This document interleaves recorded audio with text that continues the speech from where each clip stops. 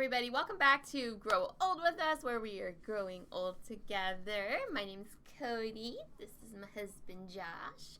And we are going to react to Interracial Relationships, Uncomfortable Conversations with a Black Man, Episode 5. Why are we starting with Episode 5? This is just an interesting one since we are an interracial couple. Oh, okay. So, is it different Conversations, I believe. per episode? Okay, I got you. All right, so we have been together for, 13 years? Been together for 13 years, so we have dealt with, a few different, interracial issues or things that arise in interracial couples that might not arise in your, non-interracial couples. But since he is a black man, we can do uncomfortable conversations with a black man and see what they talking about. Have you already watched this? This? Yeah. No. Oh, okay. I actually pack these books though. Like he has a book. Oh. So people order the book, but he also does videos. So we're gonna see what are some of the struggles of these interracial relationships. And we will speak about if we relate or if it's a little different, because geography literally does.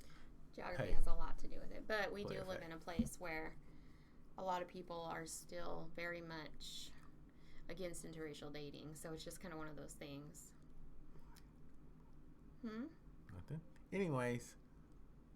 Did you say white people? Did you say white people? No.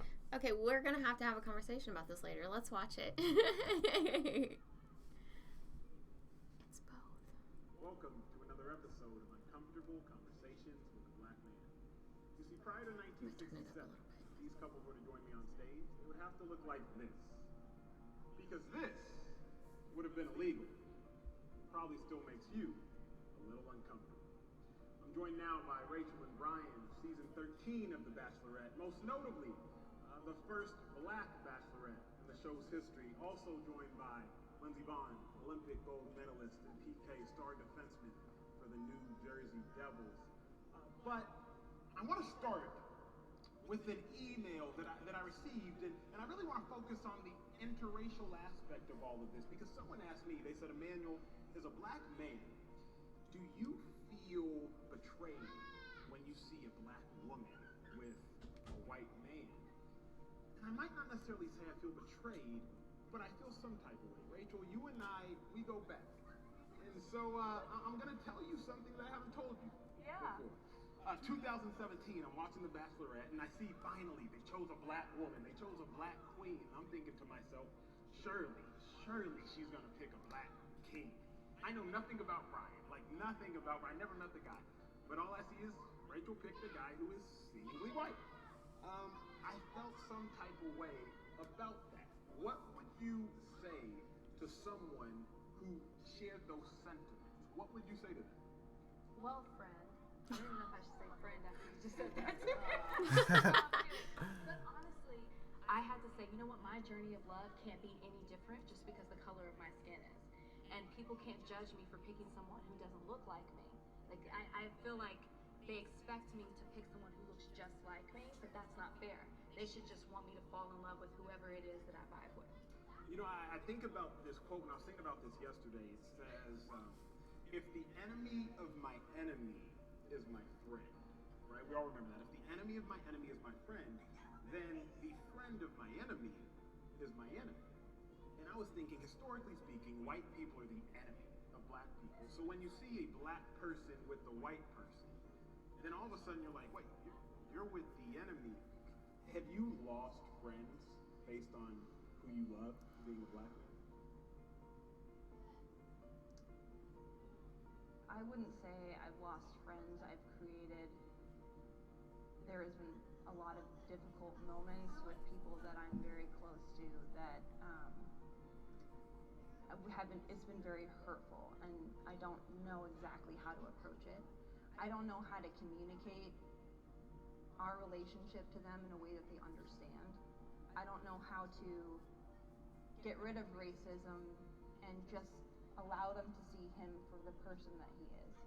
I don't know how to do that, and that is why I want to talk because No, I'm gonna tell you something. I love every moment of it. Why? Because what this promotes is growth and strength in our relationship. And I'm not against that. Adversity is a great thing. When people show true colors, this world is full of a lot of people. Not everybody's going to be accepting of everything. Do you not have a problem with the fact of when black people are seen with white people, to a degree, to the black person, like, you've lessened your blackness? Like, Rachel, you are an intelligent woman, law degree, well-spoken, you're with Brian, good dude, but he's not black. People look at you and you're like, Rachel shouldn't even be talking. Like, she's not even black. I've experienced that, and hearing you talk about the way you grew up, you probably experienced that your entire life. I've always been told that I wasn't black enough, and I'm not even I don't have any white in my blood. Actually, I love that. I'm not, but I'm just saying, like, I am not biracial. Is what I'm saying. Like, I'm a black woman, and I've always been told that I wasn't black enough because of the way that I grew up, the experiences that I had. And so to be 100% honest, and you know this, it was something that I fought before I came onto The Bachelor. Up until I was 30, I really didn't date seriously outside of my race because I felt like society, not my parents, not my friends, society was telling me I had to pick a black man. I got an email, and it pierced my heart. She said, can you help me? What can I do as a white woman to be more accepted by black women? What would you say? I don't know the answer to that. I feel like, PK's family and his friends, his family's friends, everyone has been so accepting of me, and I just try to be kind to every person that I meet. I wonder if he's the first even if black they person hate that me she's because dated. I'm with a strong black man, I'm still the same person. I know that I'm a good person. Why you ask that? Because she said that his family has always been very accepting, but a majority of your family has always been very accepting of me. But when it's not family, or let's say previous relationships or whatever, there have been instances where black women were not accepting of me. They had, said different things, and a majority of them, felt like, why are you taking another one of our men? But your family, your mom, dad, sisters, have all been very accepting of me, so I didn't experience that so much in your family until, recently you kind of told me a little bit about, your brother and stuff, but it's a mindset that, okay, so if I'm raised around majority black people, right? Mm-hmm. Like, that I'm attracted to skin tone women. That's because that's what I was raised around. Mm-hmm. But now you're also being told you're supposed to love everybody for who they are, right? Mm-hmm. So you end up with this whole, and I think a lot of people who might be raised in that way probably battle with it, because it's like you like what you like mainly because that's what you're around. Yeah. So that's what you're used to, that's what you're comfortable with. But you're also raised that everyone's the same, you should love everybody. So now you're dealing with, well, I like this to the eye, right? Like, me seeing it. But there's great qualities in this person who, not by eye, but by how I feel. Mm-hmm. You know what I mean? So I feel like what ends up happening is you have these people who are like, there's certain mindsets with black people. It's we're the majority, so we shouldn't interracially date. Minority. Oh yeah, we're the minority, so we shouldn't interracially date, so we can continue to have larger numbers, you know what I mean, and produce more. And I totally get what you're saying in that, but I don't understand why having a mixed child takes away their blackness. You know what I mean? Like, they just have both. It doesn't, to me it doesn't. To me personally, nobody in this, nobody in this country really knows what being black is, because every time you go somewhere with different black people, they're trying to tell you what being black is. Like she said, and if you're not raised according to what they think being black is, then your blackness is lessened.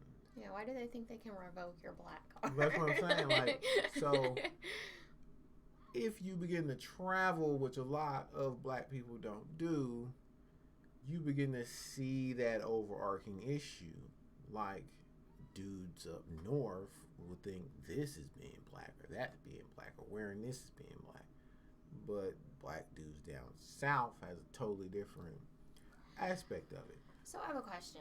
This is kind of off topic on relationships, but something that I'm curious about just in discussion. I think something happened that triggered it in my mind in the video, but you know how, like, you have the female here who's well-spoken, well-educated, law degree, etc. Why is it that some black people would tell her she's not black enough based on that? Why isn't that in a way saying that you need to not be as smart, not be as well versed, not because it is the wouldn't you want that greatness for your culture? It's the ignorance of a people. Like, I've been told you sound white on the phone by white people.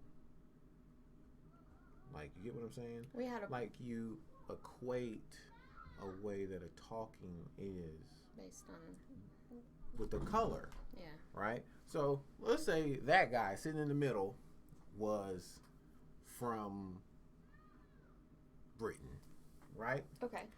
And you get on the phone with him and you're talking to him, let's say he's helping you with something or whatever, right? In your mind, you're instantly going to equate what this person looks like, even though he looks like a freak football player, you know, blah, blah, blah, yada, yada, yada. But if he had that accent and the way he may speak, well, put in your mind, this is about who I'm talking to, right? But it can be totally different of what you think. Yeah. It's talking white or whatever is saying that you equate speaking the English language with being articulate with the English language with color. Which is so weird because you have articulate, well-versed people. No, listen, you have articulate, well-versed people in all skin tones, but then you have people who might not be as well-versed on all colors. Like, you have the Hicks that, you know, use weird country language. What I'm saying is, like, that's the ignorance right.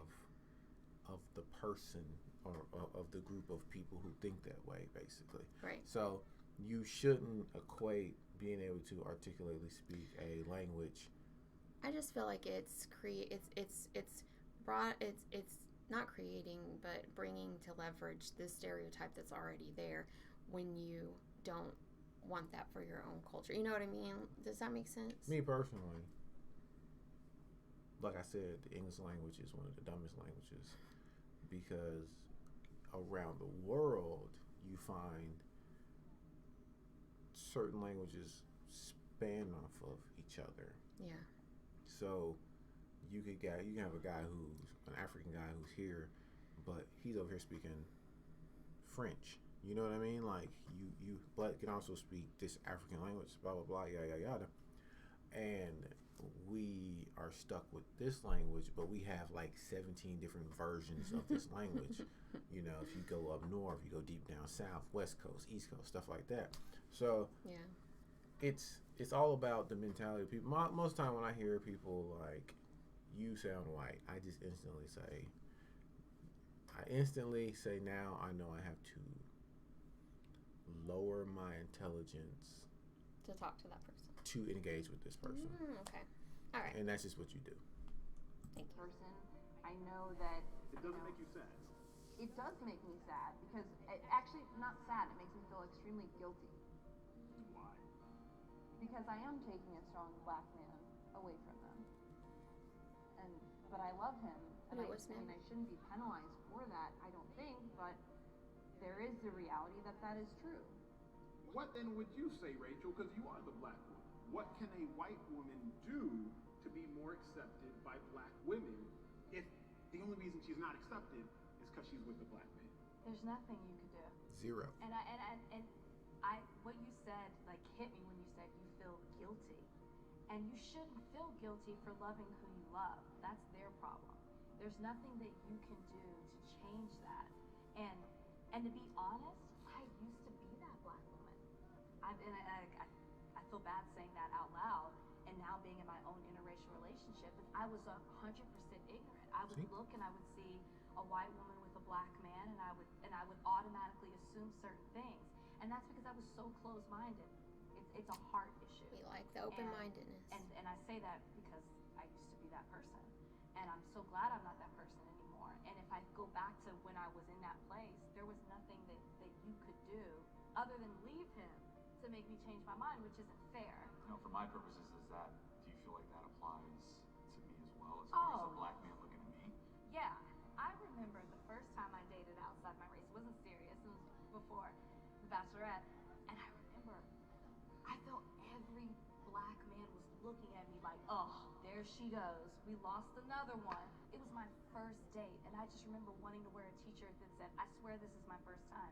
Why should I have to think like that? I actually there was a friend of mine, and he actually later apologized for it, but he actually, when I was with Lindsay, I don't even know if I told you No, this. you didn't. No, But he broke me down about like, dude, you need to be with like a sister, like you need to, and I think he had a couple drinks, but I never stopped him or put him in his place. I just let him speak. I just let him speak because I said, you know, this is a lack of education. And we also have to be aware of what hate is and what a lack of intelligence is. When I was in college as a college athlete, if there was ever a black man dating a white girl, a white woman, it would be said, "Oh, you're with the master's daughter." Like, "Oh, you're with like the slave master's daughter." Kind of as if that was the black man's way to whip the master back, right? Like the white man is a king in his palace, and you can't, as a black man, do anything to touch the white man in society. But you can do something to lie with, to be with the princess. Don't you think that? And what would you say to the black people who have that ideology of kind of like you're still with the traitor, you're with an enemy? Well, I would say that those people are searching for something, and I found it, and it's happiness. I don't have to define what makes me happy to anybody, no one. I don't have to define it to my parents, my family, no. I have to live with this person my whole life, right? So I'm sorry, I'm not coming home to you, to anybody here. Even if, because I have to dig in on this point, because I would be remiss not to. Even if there's the ideology that Lindsay's ancestors would have oppressed your ancestors, you don't feel any guilt in that. I feel guilty by you just saying that. No, but it's that's how you would think. Like, I'm unassociated with what people 4, 5, 6, 7 generations did before me. I mean, because I'm white. I think it's hypocritical though. Okay? So if I'm talking about changing the game, I'm talking about changing the narrative, and all of us as a black culture are talking about changing. Well, you can't want change in one ways and not the other way. If we're talking about accepting people for who they are and seeing people for who they are and loving people for who they are, and if somebody respects you, respect them back, then it should matter what color the person. People are saying this is not about black and white. This is a human rights issue. In closing, there was one email that I received. Y'all so cute. there was one email that I received, and I responded to this woman. I said, "I promise I will get it answered." And she said, "Emmanuel, how can I love my black man, my black husband better?" I'm going to ask you, PK, to answer that question to Lindsay, while also realizing you're answering it to the world. How can a white woman love a black man better? The number one thing that I've learned is that one of the toughest things in my life that I thought was going to come was going to be who I was going to share my life with. You have to let that person in. They have to understand you. They have to know how you deal with things. So for Lindsay, she doesn't have to do anything different. She asks questions all the time. She's there. The responsibility is on me to open it up and not keep that stuff sheltered inside. All I have to do is let her in, and she has to continue to just ask questions. Rachel, I guess, ended by Brian. They're killing us over here. The PDA department. How would you say, Rachel, as a black woman, how can your white husband love you better? One of the reasons that I was so against dating outside of my race is because I felt like nobody could understand me like a black man can. And I think that that thinking is problematic because I understand me and I get it. And what I need from a partner is someone who is willing to understand things as the way that I do, is willing to ask questions. One time he said, "Are you offended by me asking so many questions?" And that hurt me because I felt like, no, I'm not offended. I am so appreciative that you want to understand, you want to grow, you want to learn, and you want to try your best to get things the way that I can. At the end of the day, he's not black, so he's never going to understand my experience fully. But the fact that he's trying to and he wants to, that's all I need.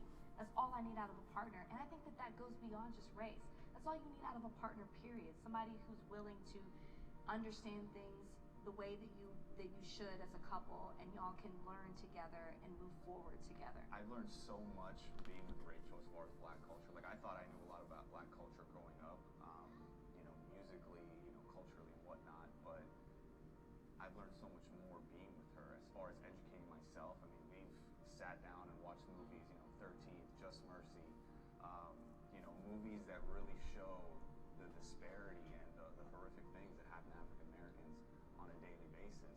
And I think that that's something that non-blacks need to really take a look at, because I think that'll really open their eyes. Wow. Well, Rachel. That's the end of it. Any closing remarks? So his answer was really that she couldn't do anything more, just ask questions, right? So not asking you how I could love you better as a husband. I mean, you being my husband, you know what I'm trying to say. But what would your answer to that be? How can a wife love her black husband better as a black man? Well, he did answer it correctly. He was like, she asked questions to understand, right? That's what you have to do. Like, if you don't understand something and you're like, why is this happening within this culture? I don't understand it. I'm not from this culture. Ask questions. Sometimes I have the answers. Sometimes I don't. I'm like, I don't know. I don't know why they're doing that. You know what I mean? But because understanding, like they just said earlier in the video, a lot of this stuff is about the ignorance, the not knowing. Like, you're just ignorant to something. So then therefore that's what builds walls. That's what stops growth and things like that. It's being ignorant. If you ask questions to know, to understand, then you grow and you move forward. That's, like she said, that's for every relationship, whether it's interracial or not. That's for every relationship. But when you're an interracial one, I've come to you, hey, why white people do this? Because I want to know so that therefore I can be like, oh, okay, so this. It also helps us understand different reactions we might have in raising our kids and how situations, come about and how we might react differently to those. I feel like that's the only thing that this was missing. But then there's a chance they don't have kids. Right. So we don't know. That right there needs to be something that happens with another one where it's like interracial parenting, so forth and so on. Because that's important, because you do have two different cultures that do two different things. So to me, you need allowing growth. If you're in a relationship with a person and this person allows you to grow, make mistakes, so forth and so on, there's a good chance you'll be together for a while because you're allowing these things to go on. A lot of times when most relationships just instant break is because either someone wants to grow, the other person doesn't. Someone's holding on to the past of we used to do this or we used to be this and stuff like that, and doing that does not allow growth. It leaves you in a spot. That stuff right there breaks your relationships. So when you have that and then you have someone's trying to grow culturally, right? Like if you're in this country and you weren't raised with the internet, and or you're raised back in the time, and now you're learning all these different things about your own culture and stuff like that, and you're allowing this person to experience, to even practice some of these things that they didn't know about, so forth and so on, and you allow that, then you can still grow with a person. And I kind of feel like that's where some interracial relationships have an issue. It's if a person is trying to grow because they didn't have any information, and that person doesn't really want them to, because they may feel like that person is leaving the spot that they were in the relationship with that growth, that causes the conflict with it. So for me, ask questions, try to understand, and then move forward. Like, what's the one you had with the Black Panther stuff? Like, why is this such a big deal, or something like that, a long time ago? Like, why is it such a big deal? And I was just like, well, all these heroes have been on screen have been this, and now you have this character who's this. And that's why it's turning out to be such a big deal.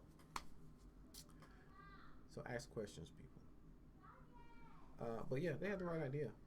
Her feeling guilty, though, I don't really understand why she feels guilty. But that's probably societal pressure. Society does make you feel guilty about some things. I kind of got a vibe from her that she wasn't very secure in her spot in the relationship. Maybe not with the relationship per se, but I felt like she wasn't secure with her being with a black man. Like, she was letting that pressure make her feel some type of way. And I feel like, in a sense, that in itself can hinder a relationship. Oh yeah, family can hurt too. I mean, to me, I learned a long time ago, you gotta love some people from a distance. And you can't have the mentality. You can't let people give you the mentality. I'm speaking to her right now. You can't let people give you the mentality that you took one of their men, because he was never theirs to begin with. He did not belong to any of those women. It's his choice and his decision who he is with, and you did not take anybody from anyone. Right. I don't like that people saying that, hey, you're taking one of our men, or one of our women based on color or whatever, can actually give somebody that viewpoint of it within themselves. You know what I mean? I don't think that you should feel guilty about loving who you love, period. Yeah, not at all. Like I said, it's more so you gotta love who you love, so forth. And then when people are ignorant to things, they're gonna be like, why you with her, or why you with him? You know what I mean? Like, they're not one of us, or they're not this, or so forth and so on. But eventually, some people grow, get better. You know what I mean? Stuff like that. They grow out of it. They grow out of that mentality. While some people don't. And to me, it's if it's putting a negative effect on your relationship, you need to love that person. I don't care if it's your mama, your daddy, your grandma, whatever. You just love it from a distance. Yeah. Because you can tell she has a good heart and she means well. I just think that that's one of those things that you can't let people have that effect on you. True, but also, since we don't know any of these people in that personal space, we don't know how she grew up. We don't know what type of pressures her family put on her, or whatever, or society and where she's from, or anything like that. Because all that stuff plays a part too. Yeah. You know, when you're trying to be accepted, it takes a lot of growth. I feel like I've come a long way since when we were first started dating, even 5 years ago, to where we are now, and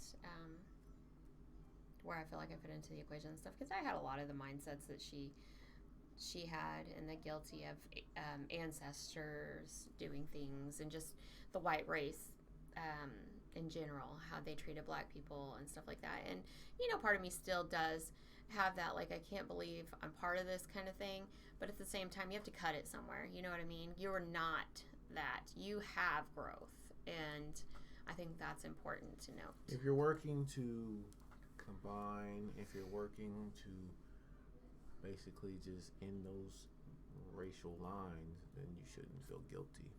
Only people should feel guilty is people who are still racist, or people who still have negative stereotypes for no reason, basically. Yeah. Anyways, this was probably pretty long since we've been talking. Yes, 30 minutes. But Hope y'all stuck through to the end. that's just, we'll do more of these. We'll find other stuff as well because, this is just stuff that needs to be seen and need to be expanded on and talked about. We have that real experience, interracial before it was cool. You know what I mean? And we do like to have open conversations with you guys, so feel free to leave any comments, questions, thoughts you had on it or thoughts you deal with, your own relationships, and we can discuss it in the comments. Or maybe make a video on it if we feel like we need to. Yeah, if it's live, then probably have to make a video. Yeah. I'm done. Are you done? Mm-hmm. All right. Well, thanks for stopping by, guys. Next time.